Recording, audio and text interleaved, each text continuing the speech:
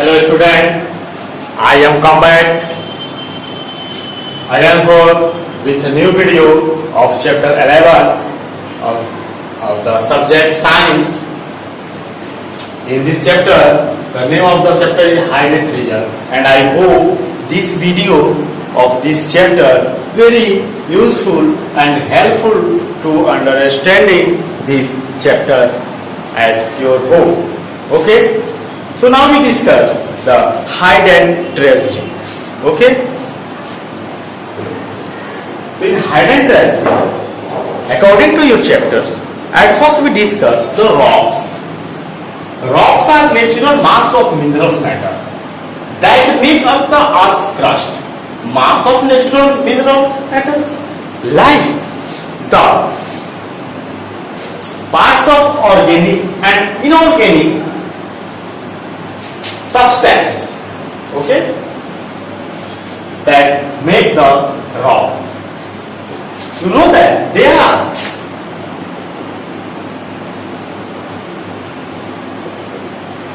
are three types of rock. Okay, rock can be classified in three kinds. Okay, igneous rock,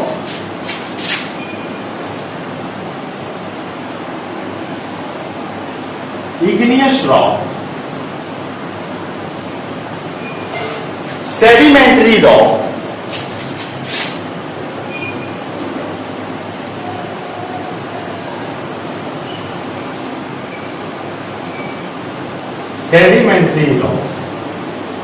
and metamorphic rock. Okay,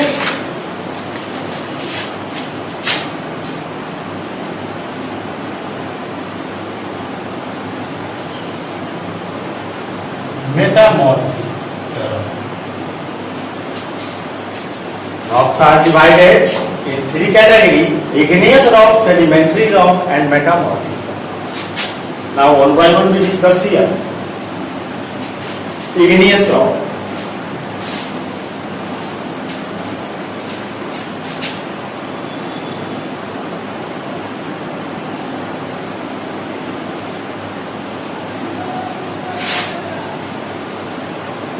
Igneous rocks can be divided in four categories.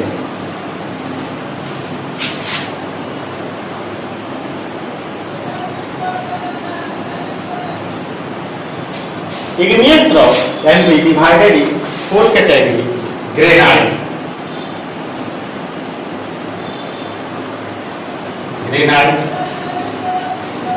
obsidian,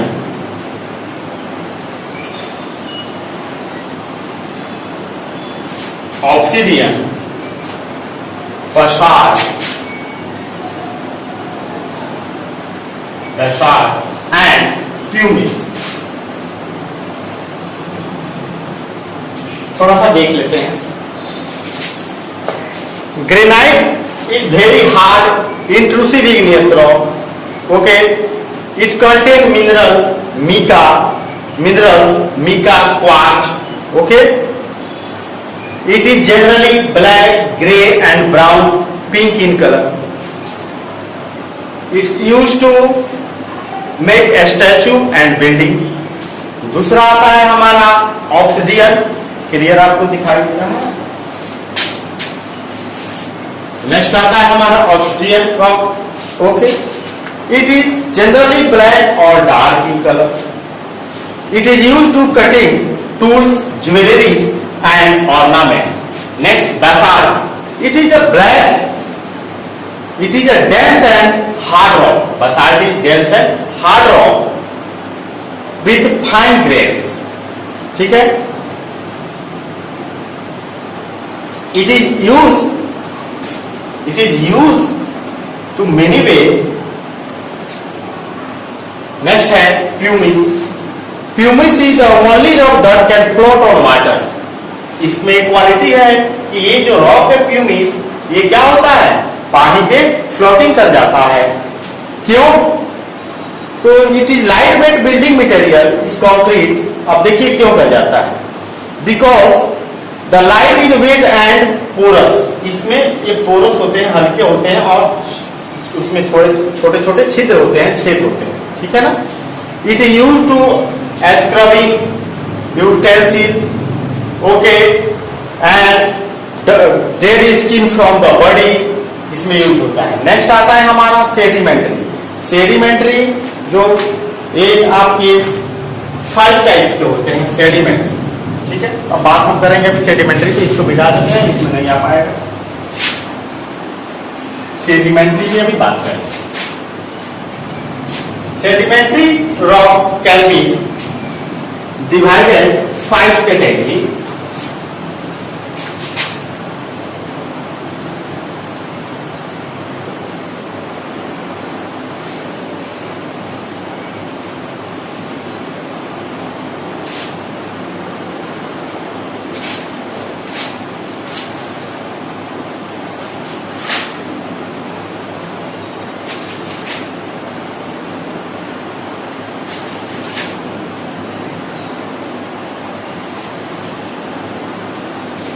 Sedimentary rock can be divided in 5 categories.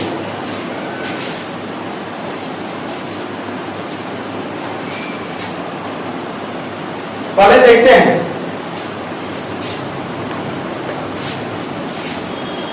Sandstone.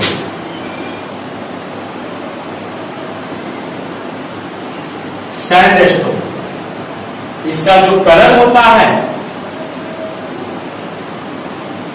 Sandstone का जो colour होता है pink,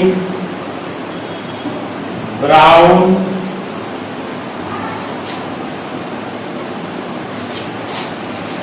yellow और red होता है, ठीक है ना।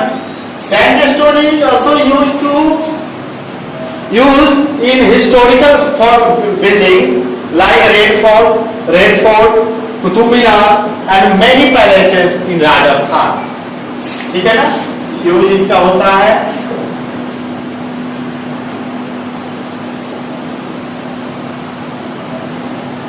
बिल्डिंग में, ठीक है ना, बिल्डिंग बनाने में।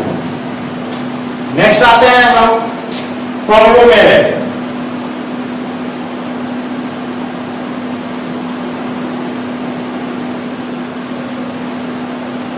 कॉन्ग्लोमेरेट जो है ये आर लिखा हुआ है। कॉन्ग्लोमेरेट रॉक जो है ये ग्रे और ऑरेंज कलर में होते हैं। ये किस कलर में होते हैं? जनरली ग्रे या ऑरेंज कलर में होते हैं। और इसका यूज जो है construction and polish to make ornament, construction में होता है और पॉलिश टू ऑर्नामेंट मतलब गहने बनाने में इसका यूज होता है। नेक्स्ट आते हैं हम लाइमस्टोन, चूना पत्थर, जिसको हम क्या कहते हैं? चूना पत्थर, ठीक है। तो लाइमस्टोन है तो ये जनरली व्हाइट इन कलर होता है, व्हाइट इन कलर होता है।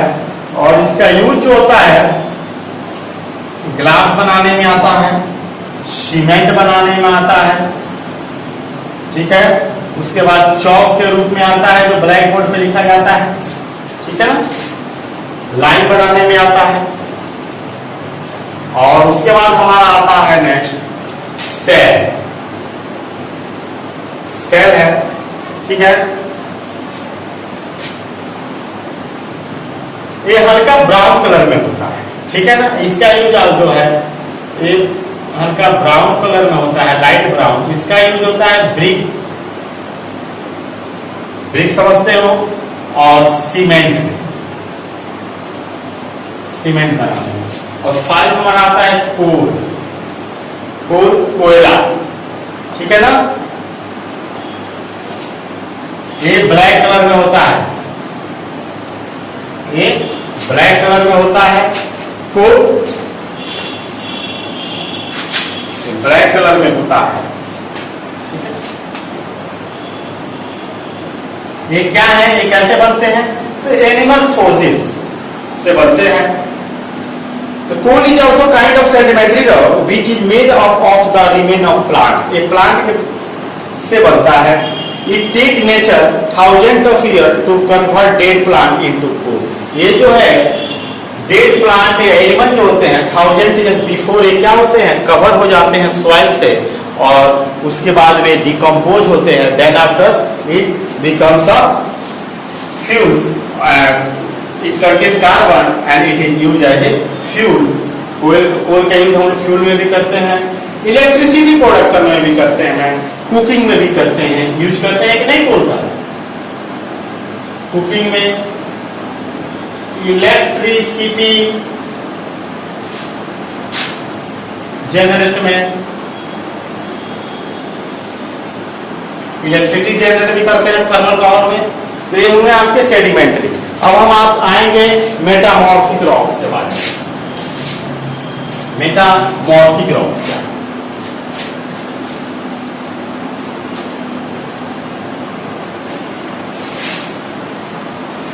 मैंने पहले ही बताया कि पूरा चैप्टर का जो है मैं ब्रीफ में ही इसको डिफाइन करूंगा, क्योंकि सबका पूरा video banana line by line possible नहीं है. ठीक है ना.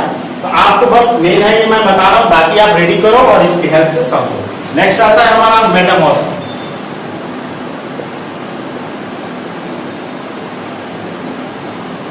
इसलिए मैं बोलता हूं आप लोग लाइव क्लास मिस ना करो.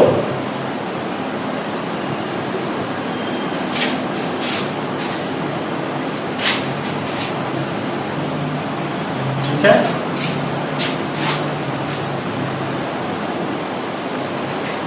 ये 4 टाइप्स के होते हैं, 4 टाइप्स.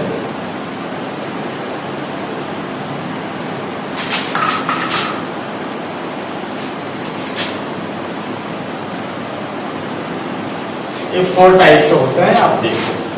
फर्स्ट होता है मेटाफॉर्मिक का मार्बल.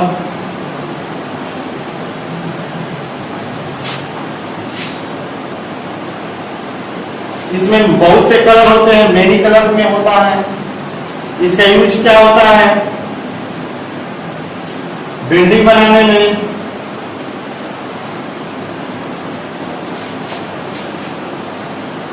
बिल्डिंग बनाने में और स्टैचू बनाने में, स्टैचू बनाने में. दूसरा आता है स्लेट, मेटामॉर्फोस है. ठीक है ना. ये जो है ये वेट लाइक लुकिंग होता है, यानी देखने में ये भींगा हुआ दिखाई देता है. ठीक है ना. इसका यूज होता है रूफ बनाने में, टाइल्स बनाने में. ठीक है. नेक्स्ट आता है गिनीस. गिनीस आता है. ठीक है.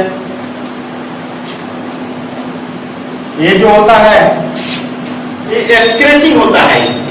इस पे ऐसे करके ऐसे ऐसे मिनरल्स का स्क्रेचिंग होता है. ठीक है ना. मिनरल्स का ऐसे करके स्क्रेचिंग होता है. आपके बुक में जो फिगर है उसमें दिया हुआ है. ठीक है. This is alternating dark and light band. ये alternating dark and light band दिखाता है. जैसे ये डार्क लाइट, ये डार्क लाइट, ऐसे करके ये दिखाई देता है, होता है. ठीक है ना. It use in building stone. This is also Guinness rock is also use in building stone. Building में इसका स्टोन में यूज होता है, बिल्डिंग स्टोन में. फिर हमारा लास्ट आता है क्वार्टराइट.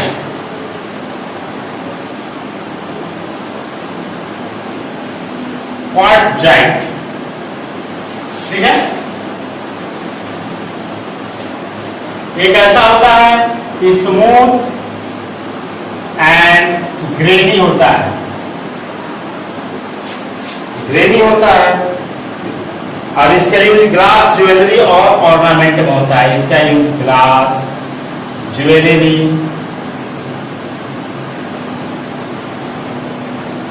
और ऑर्नामेंट में इसका यूज होता है. ठीक है. तो ये थे हमारे रॉक्स, उनके टाइप और फिर उनके सब टाइप.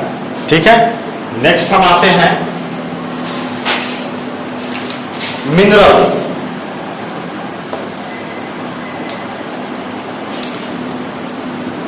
नेक्स्ट है हमारे मिनरल्स।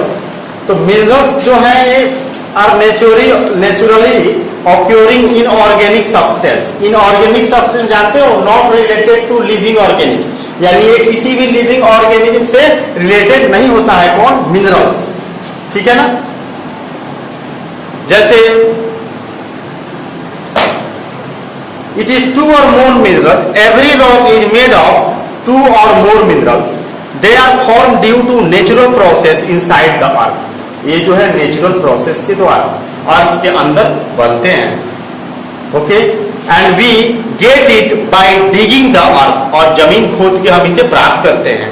इसे हम लोग the digging of the earth to get the minerals, this process is called mining. ठीक है, मिनरल्स है, मेटल्स भी होते हैं। मेटल्स में आपका आयरन, सिल्वर, कॉपर, ये सब होते हैं। इसे हम मेटालिक मिनरल्स कहते हैं। ठीक है, minerals copper, iron, silver, gold etcetera is called metallic mineral. We get it from mines. Okay, then after some names like gypsum, calcium, mica, quartz, these types of minerals are non-metallic. Okay, non-metallic minerals, because in these types of substance have not any quality of metal. Precious stone like diamond, emerald, which these all figures given in your books. Okay, rubies and sapphire are also dug out from mines. ये सभी जो है diamond है, emerald है, Ruby है, sapphire है, जो precious stone है, ये भी हमें कहां से मिलते हैं? माइन से ही मिलते हैं, जमीन से ही मिलते हैं। ठीक है ना, अर्थ से मिलते हैं। All of them are non metallic mineral. ये जो भी है ये नॉन मेटालिक है। They are found in the form of crystal. ये क्रिस्टल के फॉर्म में हमें मिलते हैं। Nature take million of year to make these rare crystal. Nature जो है, प्रकृति जो है, हजारों साल लग जाता है ऐसे रेयर, ठीक है ना, क्रिस्टल बनने में। Fossil fuel like coal, petroleum and natural gas are also underground minerals. जैसे पेट्रोलियम, केरोसिन जो भी है, कोल, ये सब नेचुरल मिनरल्स हैं। These all are found underground, जमीन के अंदर पाए जाते हैं। Coal mine are located 100 feet under the ground. देखिए, कोल माइन मतलब कोयले की खदान, जमीन के सैकड़ों फीट अंदर होता है। वहां से हम उसको डिगिंग करके और उसको निकालते हैं कोयला। ठीक है ना। And it is use to cooking food, use in factory, okay, also use in steam engine and also generated electricity. किसका यूज? कोल का। It is also use in thermal power, वही मैंने बोला अभी, इलेक्ट्रिसिटी जनरेट करने में, thermal power में use होता है। क्रूड ऑयल और पेट्रोलियम, क्रूड ऑयल मतलब विदाउट रिफाइंड, जमीन के अंदर जो तेल होता है क्रूड ऑयल, ये ब्लैक और थिक होता है, यानी कि ये गाढ़ा होता है और काले रंग का होता है। इस thick black liquid it is form from fossil. ये किससे बनता है? तो हजारों साल पहले जीव जंतु, पेड़ पौधे मरने के बाद जमीन पे आ जाते हैं। धीरे धीरे सोयल का लेयर बाय लेयर उन्हें ढकते जाता है और वो जमीन के अंदर चले जाते हैं, जहां वे रिएक्शन करके जब बहुत ज्यादा हॉट होता है जमीन के अंदर तो रिएक्ट करते हैं और वो फ्यूल के फॉर्म में चेंज हो जाते हैं। ठीक है। We pump it out from under the ground through wire well, और इसे हम वायर वेल के द्वारा पंप करके जमीन से अंदर से निकालते हैं। जो फिगर आपके बुक में बनाया हुआ है पेज नंबर 101 में। Petroleum can not be use without refining. जो पेट्रोलियम क्रूड ऑयल हम जो जमीन से निकालते हैं वो हम डायरेक्ट यूज नहीं करते हैं, उसको हम रिफाइन करते हैं डिफरेंट टेम्परेचर पे। ठीक है ना। और फिर उससे हम पेट्रोलियम, ठीक है, gases, LPG, CNG, kerosene, diesel and some special types of fuels which use in spacecraft, aircraft में यूज होता है, उसे निकालते हैं। ग्रीस, लुब्रिकेंट, वैक्स, ये सारे हमें क्रूड ऑयल से ही मिलते हैं जब हमें रिफाइन करते हैं। ठीक है ना। This product we get after refining crude oil also help to make plastic. देखिए क्रूड ऑयल का यूज प्लास्टिक में भी होता है बनाने में, फर्टिलाइजर में होता है, मेडिसिन में होता है, पेंट में होता है एंड कॉस्मेटिक में इसका यूज होता है। ठीक है। Fossil fuel deposit to last forever moreover they are major cause of air। देखिए अब एक चीज और आता है कि फॉसिल फ्यूल जो कि पेट्रोल, डीजल या किरोसिन ग्रीस जो भी है, इसका मेजर यूज करने पे, बड़े पैमाने पे use, when we use as a major pan, it is cause of air pollution, global warming. So we should need to search alternative of this, यानी कि हमें इसके कोई अल्टरनेटिव वैकल्पिक व्यवस्था करना होगा जिससे कि हम क्या करें, we reduce the pollution in air and our environment, our atmosphere. So in the alternative energy source like sun, wind and water, these sources are inexhaustible and non-polluting। Okay, मतलब कि जैसे फ्यूल्स जो हैं ये हमें क्या करते हैं, स्मोक करते हैं, carbon monoxide, lead, carbon dioxide, ये स्मोक के रूप में हमें मोटर व्हीकल से निकलते हैं तो ये कहाँ जाते हैं, हमारे एटमॉस्फेयर में जाते हैं। तो ये एटमॉस्फेयर को क्या करते हैं, एयर को पॉल्यूट करते हैं। एयर पॉल्यूट होगा तो ओजोन जो लेयर है उसको भी क्या करते हैं, उसमें होल हो जाते हैं। होल हो जाएंगे तो पारा बैगनी जो रे होती है वो डायरेक्ट हमारे आप पर आएगी, जिससे सभी को, अधिकतर लोगों को स्किन डिजीज होने लगेगा। तो हमें अल्टरनेट व्यवस्था उसका करना चाहिए, जैसे कि अब हमें वाटर से प्रोड्यूस करना चाहिए चलाने के लिए, विंड का यूज करना चाहिए, सोलर एनर्जी का यूज करना चाहिए, वाटर एनर्जी का यूज करना चाहिए, विंड एनर्जी का यूज करना चाहिए, कि इससे हम इस एनर्जी को हम मैकेनिकल में, इलेक्ट्रिकल में चेंज करें, जिससे कि हमारा क्या हो, पॉल्यूशन कम हो। So now this chapter I have finished this chapter with the medium of video, so you read and hear carefully what I am saying in this video, and this video is helpful to understand this chapter. Thank you.